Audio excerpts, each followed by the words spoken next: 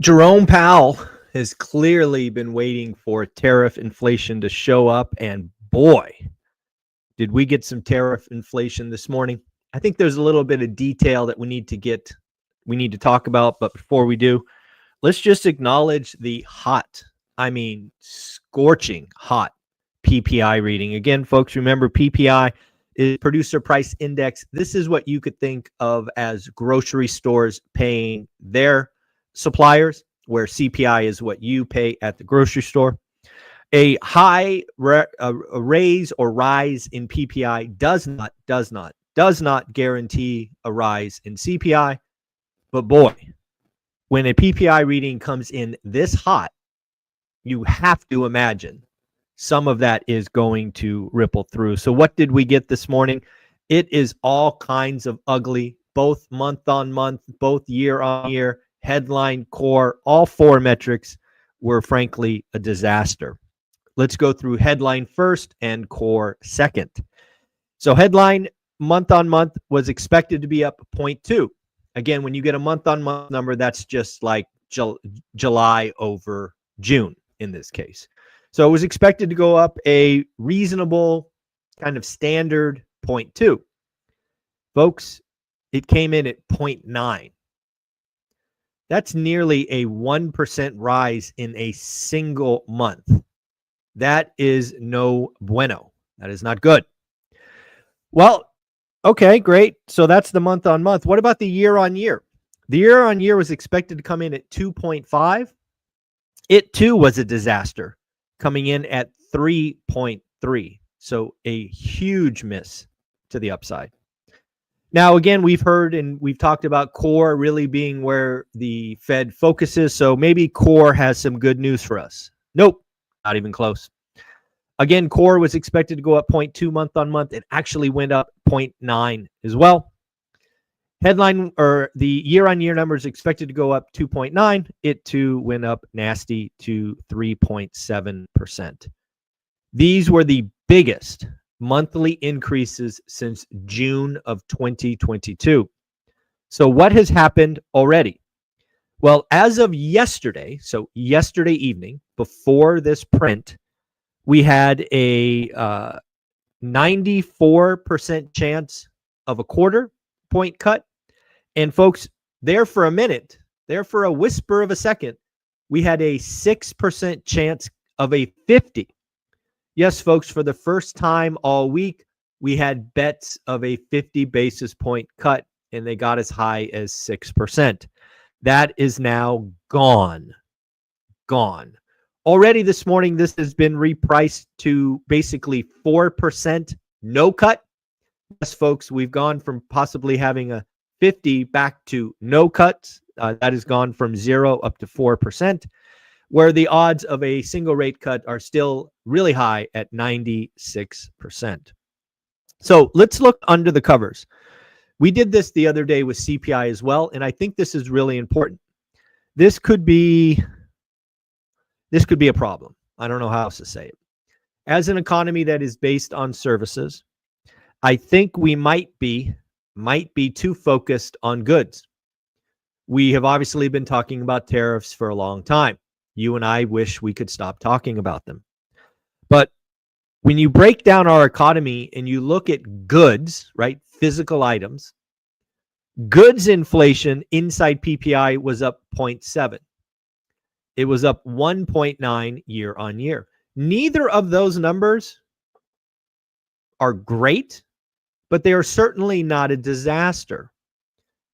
Now, if you step over to services, which again is the predominant part of our economy, now we have a problem. We are seeing a bout of services inflation, which is exactly what we saw in CPI as well. Service inflation was up 1.1% month on month. That's 13% year on year. That is horrible. That is. And again, the year on year number is up 4%. So again, services is something we have to watch for. Service inflation is really caused by potentially wage inflation. This is where I think our focus should be. Again, goods inflation that are really directly impacted by tariffs it's moving, but it's not where our focus should be. I think we might be missing the bigger picture. What the heck is going on with services inflation? Is this just a loss of workers? Is this a catch up to AI capital investments? What the heck is going on with services? That is a big deal. And I don't think anybody is talking about services. So again, it was a very hot and nasty PPI reading. I do fully expect, is Donald Trump going to fire somebody? Because every time he doesn't like a number, he fires somebody. So is somebody going to get fired? I don't know. I hope not. That's not a precedent we should have. So again, let's see where this goes. Again, as I've said many times, I do believe it's going to be jobs over inflation. So where my head is at is 50 is still on the table because we have a jobs adjustment coming up in the early part of September, pre-Jackson Hole. And it will be very interesting. What about Fed speak? We did get some Fed speak. We got Bostic, Goolsby, Daly. We'll go to Daly first. Fed President Daly, again, she is over San Francisco, I believe. I'm in favor of moving gradually to a more neutral setting. Policy is likely too restrictive for where the economy is headed. We can't ignore the labor market is softening. A large rate cut next month does not seem warranted. So again, it is this is Fed President Daly saying quite clearly, in my opinion, she is locked into a quarter-point cut in September. World Bank president is out saying the Fed is off track and a change will be instrumental. What I think the World Bank president is saying there is the Fed has been in a holding pattern where many major economies have been in a cutting cycle. It's where I believe he is talking about. Scott Bessent out today clearing up some communication from yesterday. He said, you know what? We may start with a 25 basis point cut and then accelerate. Yesterday, you might remember in the Daily Financial News, we reported that Scott Bessent said, we may start with 50 on our series of rate cuts, potentially getting as high as 150 basis points or 6 cuts. He's out talking about that today. How about Fed President Goolsby? What is he saying? He said tariffs are a stagflationary shock. Again, lower growth, higher prices. Concerning rise in services inflation. Shout out President Goolsby for highlighting that. Fed would need to cut rates if labor market is deteriorating. Again, that is where I sit. I think we are about to get some nasty adjustments, just like we did last year when 818,000 jobs disappeared. I think we have one of those kind of adjustments coming. We need multiple months of favorable inflation readings to get comfortable with needed cuts. So what I would say where Daly is in the camp of one cut, I think Goolsby is like, screw that. We're not cutting at all. How can we cut? How can we cut when PPI is up a full percentage point month on month or nearly a full percentage point? I think that is what Goolsby is saying. How about Fed President Bostic? I still see one cut in 2025. Again, I believe Bostic thinks that's December.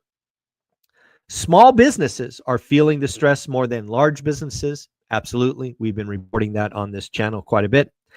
The labor market has weakened over the last 3 months. And again, back to my thesis, labor over inflation. We will see where that goes. President Trump out talked about Fed rates need to be 1%. Come on. They don't need to be 1%. That's not happening. Come on. Goldman Sachs out saying that the U.S. consumer will ultimately bear 2/3 or 66% of tariff costs. I don't know about that. 2/3?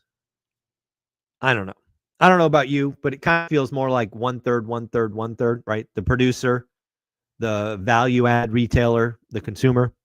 I think 2/3 is a reach. I mean, just look at what the car manufacturers have done. Wasn't it Toyota that this week or maybe last week took a $9 billion hit for tariffs? That's the automaker taking that hit. That's not the consumers. So I don't know. I think 2/3 is high. I'll take the under. I'll take the under, Goldman. Yesterday, year to date, mortgage loans hit a record low at 6.5%. Again, that year to date record, 6.5. They're likely going to be up today, 6.53%. Cisco did beat top line and bottom line, but gave a revenue number for AI for the first time. Apparently, Cisco did $1 billion in AI orders. Goldman Sachs sees three cuts in 2025, one in September, October, and December, the final meetings, and then two more in 2026, getting the Fed to 3%, is what Goldman says. John Deere came out with some earnings and had weak guidance. I do want to remind you that if you are part of our school community, you have a treat in about an hour and a half, hour and 20 minutes. You're going to get to listen to and ask questions of Thatch. And then if you're part of school, remember on Sunday, you're going to get to interact with Pace Morby, which should be a lot of fun. And I do want to thank 5 of you for buying tickets yesterday to our ORaaT event. We are now up to 59 tickets sold. Again, I would really consider it a favor if you're planning on going and you're knowing you're going and all of those things. If you can get your tickets early, I'd love to see us get to 100 tickets sold by the end of August. That would take the pressure off, if you know what I mean. So if you can help me do that, that would be wonderful. Again, we're at 59, so 41 more would be wonderful.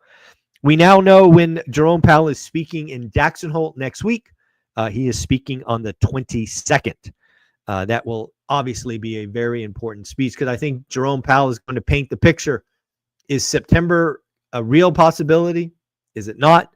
We will also by that time hopefully have a handle on what else is going on in the job market.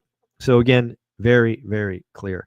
So folks, that is the daily financial news. Please like, subscribe, comment. Also, never forget that Steadily is Landlord Insurance. Olivia and I are constantly sending them more and more properties. And while they're not always the best price, they certainly are giving us additional coverage. They're on all the quotes that we have gotten to date. Replacement cost is better. And also we're getting additional coverage. The biggest one that we noticed was dog bite. Yes, we've seen some carriers remove that, and Steadily still includes that. And as a landlord for 20 some odd years, I can tell you I had one of those instances. So having the $50,000 in dog bite coverage is a great relief to know it is there. So again, give them a try. Maybe they help you. Maybe they don't. Don't know till you give them a shot. Link below in the descriptions. And thank you everybody for being here. Like, subscribe, comment. We'll talk to you again later.